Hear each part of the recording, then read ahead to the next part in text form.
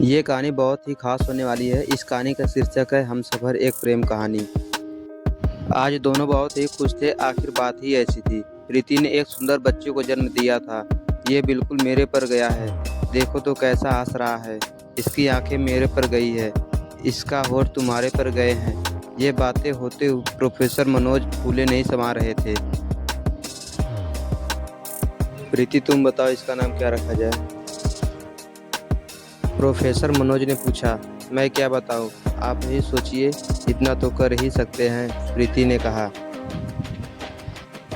Okay, इसने हमारी ज़िंदगी में खुशियों के रंग भर दिए हैं। इसके आने से हमारी ज़िंदगी प्रकाशित हुई है, इसलिए आज से इसका नाम नीरज होगा। तुम्हारा क्या ख्याल है प्रीति? प्रोफेसर मनोज ने पूछा। प्रीति ने इस नाम के लिए हामी भर दी। आपने जो नाम बताया है वो बहुत ही अच्छा है। जल्द ही हॉस्पिटल से डिस्चार्ज होकर प्रीति घर आ गई। अब प्रोफेसर मनोज प्रीति का पहले से भी ज़्यादा ख्याल रखने लगे थे। कमला मैडम का पूरा ख्याल रखना, किसी तरह की दिक्कत नहीं होनी चाहिए। तुम अब यहीं पर रहना। मैडम को किसी भी चीज़ की ज़रूरत पड़े तो तुरंत देना। ठीक है। नौकरानी को समझाते हुए प्रोफेसर मनोज ने कहा। समय भी धीरे धीरे चलता रहा। 10 साल बीत गए। नीरज अब पूरे 10 साल का हो गया था। पढ़ने में काफ़ी अच्छा था।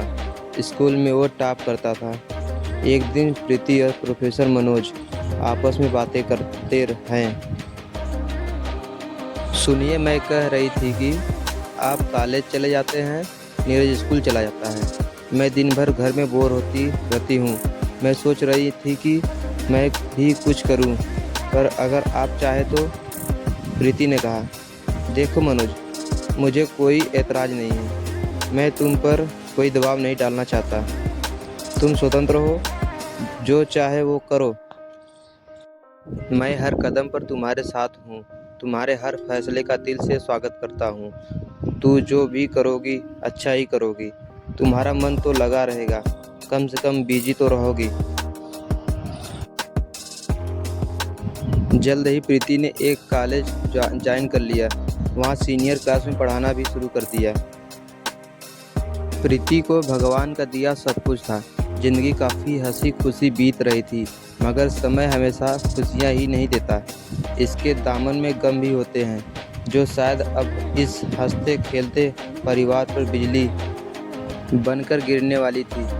एक दिन स्कूल से आने के बाद नीरज बेहोश होकर गिर पड़ा। कमला नौकरानी ने देखा तो घबरा गई। उसने तुरंत प्रीति को कॉल किया। हेलो मैडम, आप जल्दी घर आ जाइए।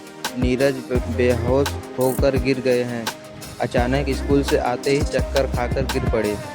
इतना सुनते ही प्रीति ने सारी क्लासेस ड्रॉप कर सीधे घर पहुंची। प्रोफेसर मनोज भी पहुंचे। बेटा, नीरज रोते हुए, ये कैसे हो गया? तुम्हें तो चोट तो नहीं लगी? ये सब कैसे हो गया? प्रीति ने पूछा। माँ, अचानक चक्कर आया और मैं गिर गया। मुझे पता भी नहीं कि मैं यहाँ कैसे आया, नीरज ने बोला। डॉक्टर ने नीरज का हेल्थ चेकअप किया, लेकिन जब नीरज के टेस्टिंग रिपोर्ट्स आए तो वो चौंकाने वाले थे। प्रीति के ज़िंदगी में सच में दुख के काले बादल अब बरसने वाले थे, जिसे प्रीति का सामना होना अभी बाकी था।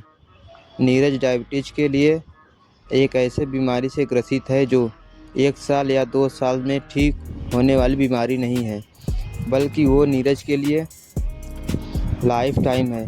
ये बीमारी डायबिटीज़ टाइप 1 है, जो ठीक नहीं होने वाली है। ये ज़िंदगी भर रहने वाली बीमारी है। हाँ, लेकिन इसे कंट्रोल किया जा सकता है। इसमें रक्त शर्करा के स्तर को सामान्य से अधिक बनाता है। फिर डॉक्टर ने समझाया कि इस टाइप 1 डायबिटीज़ में पैंक्रियाज इंसुलिन बनाने की क्षमता खो देता है, क्योंकि शरीर का इम्यून इम्यून सिस्टम इंसुलिन उत्पन्न करने वाली कोशिकाओं को नष्ट कर देता है।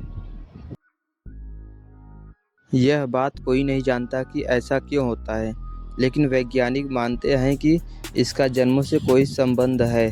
डॉक्टर ने प्रीति को विस्तार से सारी बातें बताई। ये बात जानते ही प्रीति रो पड़ी और रोते हुए बोली, हे ईश्वर, आखिर ऐसा क्यों किए? ये मेरे साथ ही क्यों? प्रोफेसर मनोज प्रीति को संभालते हैं। फिर डॉक्टर ने प्रीति को समझाया। डॉक्टर ने दवाइयों के साथ इंजेक्शन भी लिखा और बताया कि ये इंजेक्शन अब इसके जीवन भर के लिए चलता रहेगा। डॉक्टर ने नीरज के डाइटिंग को भी बताया और इसे फॉलो करने के लिए भी कहा। ऐसा करना बहुत ही ज़रूरी है, नहीं तो कुछ भी हो सकता है। अब प्रीति की ज़िंदगी और भी व्यस्त हो गई थी। घर, कॉलेज और नीरज की देखभाल, इन सब कामों में प्रीति बंध के रह गई। इंजेक्शन भी अब रोज़ टाइम पर खुद प्रीति ही देती थी। नीरज के डाइटिंग का भी पूरा ख्याल रखती थी। कब और क्या खाना है, ये बखूबी प्रीति को पता था। उसने अब ये मान लिया था कि ये बीमारी नीरज के ज़िंदगी का एक अहम हिस्सा है। अब उसे ऐसे ही जीना पड़ेगा, मगर उसे इस बात की फिक्र थी कि मेरे बाद इतना ख्याल कौन रखेगा। प्रीति और प्रोफेसर मनोज एक बार दूसरे बच्चे के बारे में भी सोचा, मगर दूसरे बच्चे का पैदा होना उनके नसीब में नहीं था। डॉक्टर ने प्रोफेसर मनोज को इसके लिए दोषी माना। उनके मेडिकल रिपोर्ट्स के मुताबिक वो दोबारा बाप नहीं बन सकते थे। इसलिए अब दोनों ने ये मान लिया कि ये बीमारी हमसफ़र बन जिंदगी भर साथ चलेगी और हमें इसके साथ ही चलना पड़ेगा। इस तरह की प्रेम कहानी शायद देखने को मिलती है, जहाँ शिक्षक और स्टूडेंट्स में प्रेम हुआ और एक दूसरे के हमसफ़र भी बन गए हों। प्रेम का ये रूप भी हमें देखने को मिला। इसका ये रूप भी निराला है। आज भी ये जोड़ी हंसी खुशी ज़िंदगी गुजार रहे हैं। अपनी ज़िंदगी में तमाम मुश्किलों के बावजूद इसके सुहाने पलों को बखूबी जी रहे हैं। नीरज भी अब और बड़ा हो चुका है और अपनी बीमारी का पूरा ध्यान रखते हुए अपनी ज़िंदगी बड़े मज़े से जी रहे हैं। उम्मीद है ये जीवंत कहानी आपको पसंद आई होगी। आपकी प्रतिक्रियाओं का मुझे बेसब्री से इंतज़ार रहेगा। आपकी प्रतिक्रियाएं मुझे मजबूती और उत्साह प्रदान करेगी, ताकि भविष्य में और भी रचनाएं एवं कहानियां आपके समक्ष प्रस्तुत कर सकूं।